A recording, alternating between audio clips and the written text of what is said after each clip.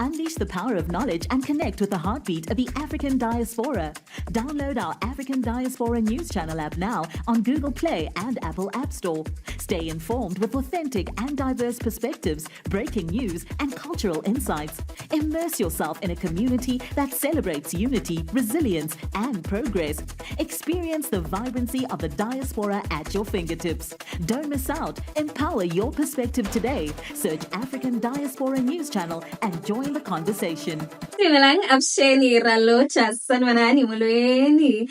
is Naledi Mfoloe, and it is my absolute pleasure to welcome you to the latest edition of the African Diaspora News Channel, where we unravel the stories that shape our world and our community. Now listen, right? I'm a South African, and let me be clear.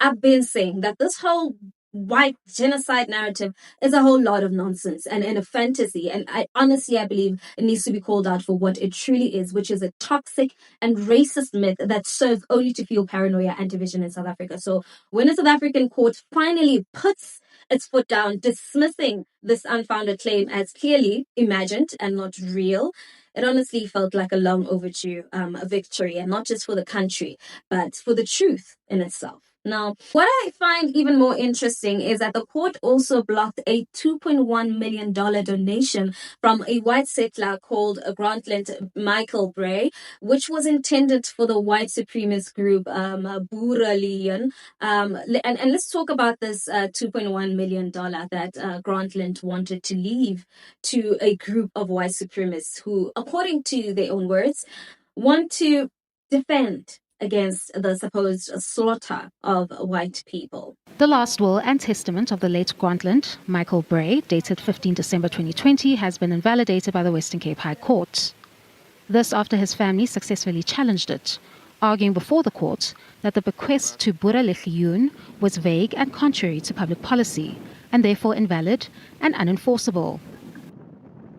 The court heard that between 2012 and 2022, the testator allegedly became obsessed with the idea of an impending genocide of white people in South Africa. That idea was further fueled by his already present racism and the online content that he was exposed to.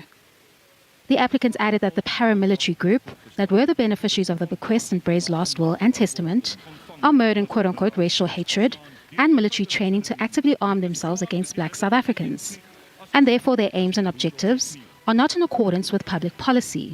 While the group denied the allegations, the court, however, was persuaded that the applicants had made out a case for the relief they sought, and as a result, the will, insofar as the bequest to Boeralion, was invalidated. Kani Mapanga, SABC News, Johannesburg. Now really, let's be real. This idea that white people in South Africa are facing some imminent genocide is absolutely absurd, and it's being pushed by groups like AfriForum and individuals like Elon Musk, who for all they talk about is being concerned for the white population here and are completely ignoring the ongoing suffering of the black majority.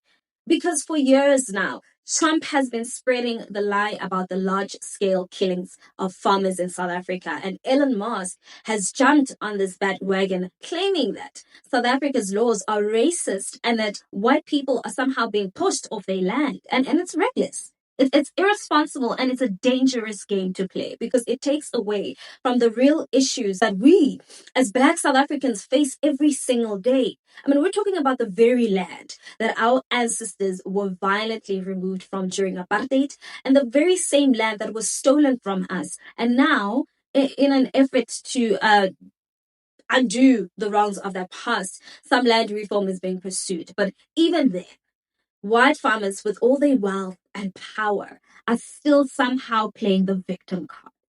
And why? Because they're terrified. They're terrified of losing their hold on a system that has benefited them for generations. And they cling to the victim narrative, of course, because it keeps them in power. It keeps them in control of the conversation, and it distracts from the truth, which is that Black South Africans are still facing systemic violence, poverty, and exclusion on a scale that far exceeds anything that white farmers have ever experienced.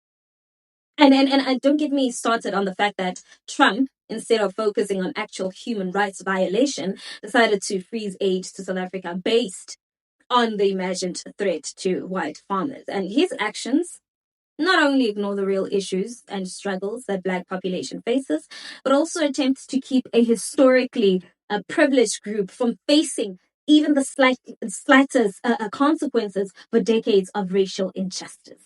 Because the truth is, we need to stop indulging this lie.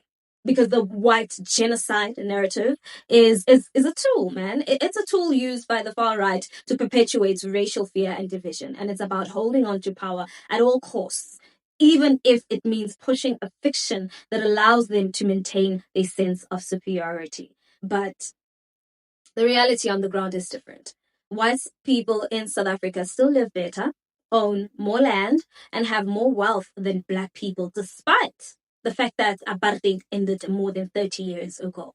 So let's face it, the idea that a white genocide is happening in South Africa is just smokescreen, because it distracts from the real issues and it victimizes the wrong people, and it seeks to push us back into a world where racism and white supremacy are allowed to flourish. And I believe it's time we reject these false narratives and call out the people who spread them. We need to focus on issues that matter, like addressing inequality and providing economic opportunities and actually healing the wounds of apartheid that are still being felt today. So enough with the lies, because the only thing that is being genocided in South Africa is the truth. Now let's deal with that first, shall we? What are your thoughts on this? Please, let's continue the conversation in the comment section. We really want to hear from you. And while you at it, don't forget to give this video a thumbs up. That's it from